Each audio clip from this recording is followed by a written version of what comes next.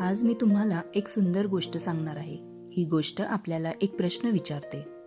प्राणी आपल्यासाठी काम करतात, पण त्यांचा उपयोग संपला म्हणून त्यांना विसरणं योग्य आहे का? चला तर मग ऐकूया आजची गोष्ट. एका गावात शंकरराव नावाचा शेतकरी राहत होता. त्याच्याकडे लक्ष्मी नावाची गाय होती. लक्ष्मी अनेक वर्षे शंकररावांच्या घराला दूध देत होती. घरातल्या सगळ्यांची ती लाडकी होती. पण काही वर्षांनी लक्ष्मीचं दूध कमी होऊ लागलं. गावातले काही लोक शंकररावांना म्हणाले, आता ही गाय काही कामाची नाही, तिला विकून टाका.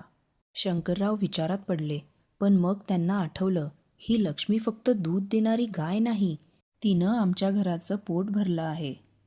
त्यांनी लक्ष्मीला विकण्याऐवजी तिला प्रेमाने सांभाळायचं ठरवलं.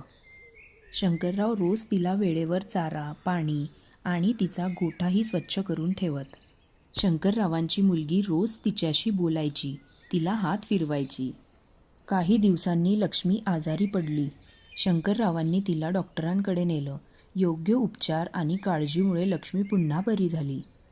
आणि काही काळानंतर लक्ष्मीने पुन्हा थोडंसं दूध द्यायला सुरुवात केली. पण शंकररावांसाठी ते दूध महत्त्वाचं नव्हतं.